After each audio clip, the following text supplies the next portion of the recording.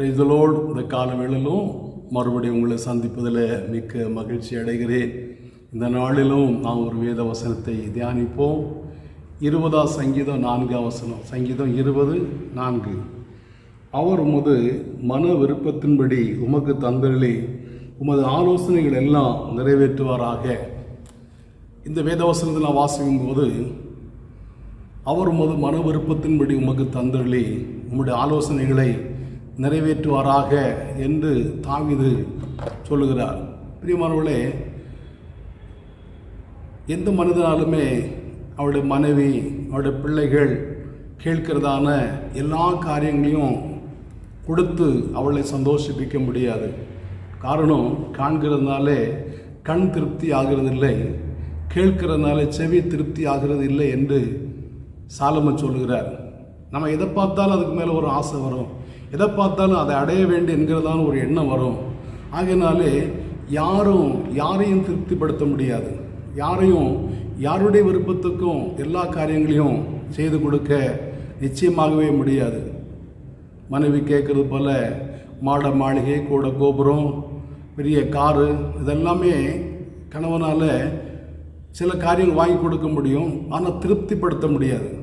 பிள்ளைகள் கேட்குற எல்லா காரியங்களையும் செய்ய முடியாது. சில காரியங்களும் செய்யலாம், ஒரு 80-90% செய்யலாம். ஆனால் 100% என்னுடைய பிள்ளைகளை திருப்திப்படுத்தினேன், என்னுடைய மனைவியை திருப்திப்படுத்தினேன், என்னுடைய பெற்றோரை திருப்திப்படுத்தினேன் என்று நிச்சயமாகவே எந்த மனிதனாலும் சொல்ல முடியாது. ஆனால் ஓரளவு காரியங்களை செய்ய முடியும்.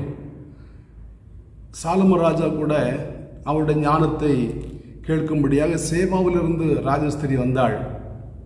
அவள் வந்தபோது ராஜாவை விடுகதைகளினாலே சோதித்து பார்த்தான அந்த ராஜஸ்திரிக்கு சாலமன் எல்லா காரியத்துக்கும் பதில் சொன்னார். அவளுக்கு விடுவிக்காத காரியம் ஒன்றுமே இல்லை. எல்லாம் பார்த்து விட்டு சாலமனுடைய அரண்மனை பார்த்தா, வேலைக்காரங்களை பார்த்தா, அவருடைய யூனிஃபார்மை பார்த்தா, அவருடைய சாப்பாடு மேஜை பார்த்தா, இப்படி சாலமனுடைய அரண்மனை முழுவதும் சுற்றி பார்த்து பிரமித்தாள் என்று வாசிக்கிறோம். எல்லாம் முடித்து விட்டு அவள் திரும்ப போகும்போது அவள் கேட்ட எல்லாவற்றையுமே சாலமன் கொடுத்தான் என்று வாசிக்கிறோம். அவள் விரும்பி கேட்ட எல்லாவற்றையுமே கொடுத்தான் என்று வேதத்தில் படிக்கிறோம். ஒரு மனிதனால் ஒரு ஏறக்குறைய ஒரு 90% ஒரு மனிதனுக்கு கொடுத்து அவனை திருப்திப்படுத்த முடியுமானா, நான் சேவிக்கிறதான் ஆண்டவர் நாம் கேட்கிற எல்லாவற்றையும் தர அவர் வல்லவராய் காணப்படுகிறார். அப்போ நம்ம விரும்புகிற எல்லாவற்றையும் அவர் தருகிற தேவன். பவுல் சொல்லும்போது, நான் நினைப்பதற்கு வேண்டிக் கொள்வதற்கும் மிகவும் அதிகமாய் நமக்குள்ளே கிரியை செய்ய வல்லவர் என்று வாசிக்கிறோம். அப்போ நாம் நினைக்கிறதையும் ஆண்டவர் கொடுப்பார், வேண்டிக் கொள்வதும் தேவன் நமக்கு கொடுப்பார். நம்முடைய மன விருப்பத்தை அறிந்து நமக்கு தருகிறதான தேவன். ஆனால் ஒரே ஒரு காரியம் நாம் பெற்றுக்கொள்ள வேண்டுமானால் ஆண்டோடு சமதி ஜெபிக்க வேண்டும். யோவான் 16:24 வாசிக்கும் போது இயேசு சொல்லுகிறாரு, இதுவரைக்கும் நீங்கள் என்னிடத்தில் ஒன்று கேட்கவில்லை, கேளுங்கள், உங்கள் சந்தோஷம் நிறைவாக இருக்கும்படிக்கு பெற்றுக்கொள்வீர்கள். இப்போ கேட்கிறவர்களே ஆண்டவர் நம்ம தருவார். மன விருப்பம், நம்ம எதன் மேலே விருப்பமாக இருக்கிறோமோ அதை நமக்கு தருவார். தருகிற தேவன் ஒன்று சொல்கிறார், கேளுங்கள், அப்பொழுது உங்கள் சந்தோஷம் நிறைவாக இருக்கும்படி பெற்றுக்கொள்வீர்கள். எந்த ஒரு மனிதனை நிறைவுபடுத்த முடியாது, திருப்திப்படுத்த முடியாது. ஆனால் ஆண்டவர் சொல்கிறார், உங்களுடைய சந்தோஷம் நிறைவாக இருக்கும்படிக்கு, உங்களுடைய மகிழ்ச்சி பொங்கும்படியாக, நீங்கள் எதிர்பார்க்கிற காரியங்கள் கிடைக்கும்படியாக நான் செய்வேன். ஆனால் நீங்கள் கேட்க வேண்டும். இதுவரைக்கும் கேட்கவில்லை, கேட்காமல் அநேக காரியங்களை தந்தேன். ஆனால் இனி நீங்கள் கேளுங்கள், அப்பொழுது உங்களுடைய சந்தோஷம் நிறைவாக இருக்கும்படிக்கு பெற்றுக்கொள்வீர்கள் என்று இங்கே இயேசு சொல்லுகிறார். பிரியமானவர்களே, நம்முடைய வாழ்க்கையில் அநேக காரியங்களை நாம் ஆசைப்படுகிறோம், ஆனால் அவைகளை நாம் கேட்காம இருக்கிறோம். மத்தேயுவில் வாசிக்கும்போது 7:7 கேளுங்கள், அப்பொழுது உங்களுக்கு கொடுக்கப்படும், தேடுங்கள், அப்பொழுது கண்டடைவீர்கள், தட்டுங்கள், அப்பொழுது திறக்கப்படும், ஏனெனில் கேட்கிற எவனும் பெற்றுக்கொள்கிறான் என்று 8ஆம் வசனத்தை வாசிக்கிறோம். கேட்கிற எவனும் பெற்றுக்கொள்கிறான். நம்ம ஒரு மனுஷனிடத்தில் கேட்டால் எல்லாவற்றையும் பெற்றுக்கொள்ள முடியாது.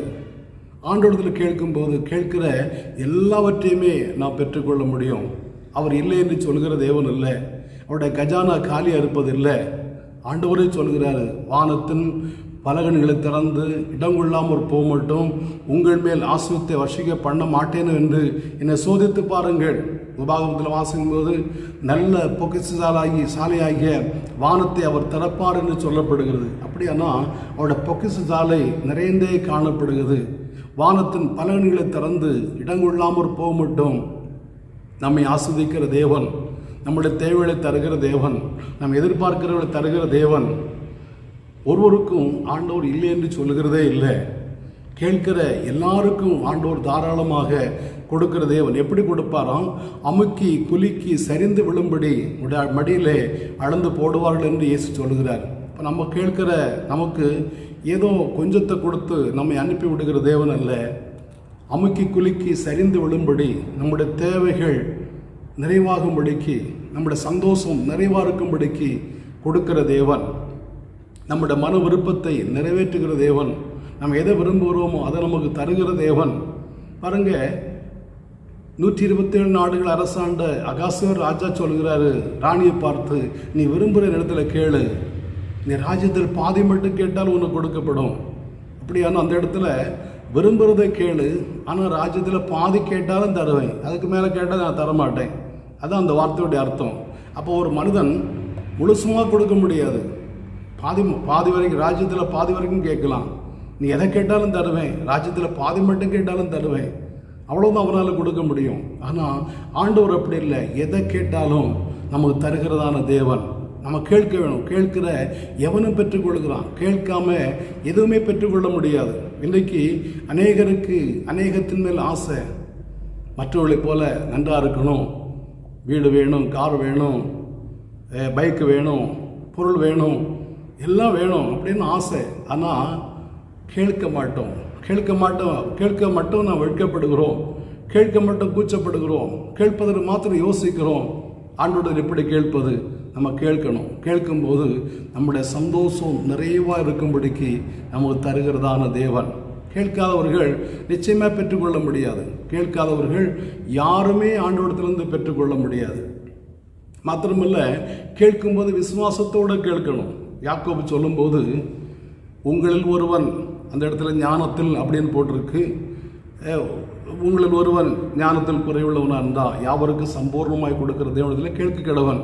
ஆனாலும் அவன் எவ்வளவேன்னு சந்தேகப்படுவானா அவன் ஆண்டோடத்திலிருந்து எதையாகிலும் பெற்றுக்கொள்ளலாம் என்று நினையாதிருப்பானாக. நம்ம ஆண்டோடு கேட்கிறோம், ஆண்டவர் அது தர முடியுமா அப்படின்னு சந்தேகப்படுவோமானா நிச்சயமாகவே நம்மால் பெற்றுக்கொள்ள முடியாது. கேட்கிற நமக்கு தருவார், ஆண்டவர் இதை கொடுப்பாரா அப்படின்னு சந்தேகப்படுவோமானா நிச்சயமாகவே நாம் பெற்றுக்கொள்ள முடியாது. சந்தோஷம் நிறைவாக இருக்கும்படி தருகிற தேவன். யார் சந்தேகப்படுகிறார்களோ அவர்களால் அந்த காரியத்தை பெற்றுக்கொள்ள முடியாது. அப்போ கேட்கும்போது சந்தேகப்படாமல் கேட்கணும். சந்தேகப்படாமல் நம்ம ஜெபிக்கணும். அவிசுவாசம் வராதபடி ஜெபிக்கணும். அவிசுவாசம் இல்லாதபடிக்கு நாம் விண்ணப்பிக்க வேண்டும். நம்பிக்கையோடு கூட ஆண்டோடு கேட்க வேண்டும்.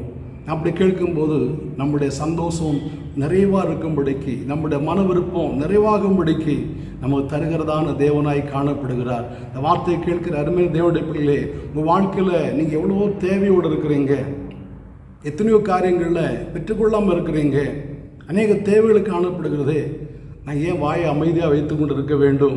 ஆண்டவரை தேவன் சொல்லுகிறாரே, கேளுங்கள் அப்பொழுது உங்களுக்கு கொடுக்கப்படும் என்று. நம்ம கேட்டு பெற்றுக்கொள்ளலாம் தானே? கேட்காமல் இருக்கிற வரைக்கும் நான் பெற்றுக்கொள்ள முடியாதே. ஆண்டவர்கள் கேட்கலாம் தானே? அவர் நம்முடைய தகப்பன். அவரிடத்தில் வருகிற ஒருவனையும் புறம்பே தள்ளுவதில்லை, என்னிடத்தில் வருகிறவனை நான் புறம்பே தள்ளுவது இல்லை என்று ஆண்டவர் சொல்கிறார். அப்போ ஆண்டவரிடத்தில் வருகிறவர்களை ஆண்டவர் புறம்பே தள்ளுகிறதில்லை. யாரு கேட்டாலும் பாருங்க, பிசாசு இயேசுவிடத்தில் விண்ணப்பம் பண்ணுச்சு. அந்த விண்ணப்பத்தை இயேசு ஏற்றுக்கொண்டார். சிலுவையில் தொங்கின கள்ளன் விண்ணப்பம் பண்ணினான். அவனுடைய விண்ணப்பத்தை ஏற்றுக்கொண்டு இன்றைக்கு என்னோட கூட பரதேசில் இருப்பாய் என்று இயேசு சொன்னார். அப்படியானா அவருடைய பிள்ளைகளாகிய நாம் வேண்டிக் கொண்டா நம்முடைய விண்ணப்பத்தை ஆண்டவர் கேட்க மாட்டாரா? நம்முடைய ஜெபத்துக்கு பதில் தர மாட்டாரா? நாம் கூப்பிடுற சத்தத்துக்கு செவி கொடுக்க மாட்டாரா? வேதத்தில் வாசிக்கிறோம், கூப்பிடுற காக்கு குஞ்சுக்கும் ஆதரவற்ற எளியவனுக்கும் அவர் உதவி செய்கிறார் என்று. ஒரு காக்கைக்கு கூட உதவி செய்கிற தேவன் உங்களுக்கு எனக்கு அவர் உதவி செய்ய மாட்டாரா? நிச்சயமாக உதவி செய்வார். ஆனால் நான் செய்ய வேண்டியது ஒன்றே ஒன்று, ஆண்டவருடைய சமூகத்தில் கேட்க வேண்டும். கேட்காதவன் பெற்றுக்கொள்ள முடியாது, கேட்கிற எவனும் பெற்றுக்கொள்கிறான். ஆண்டவர் சமூகத்தில் நம்ம கேட்போமா? நம்முடைய தேவைகளை ஆண்டோடு சொல்லுவோமா? ஆண்டவர் நிச்சயமாக நம்முடைய தேவைகளை சந்திக்க வல்லவராக இருக்கிற. ஜெபிப்போம். நல்ல பிதாவே, நன்றியோடு துதிக்கிறோம், வாழ்த்துகிறோம்.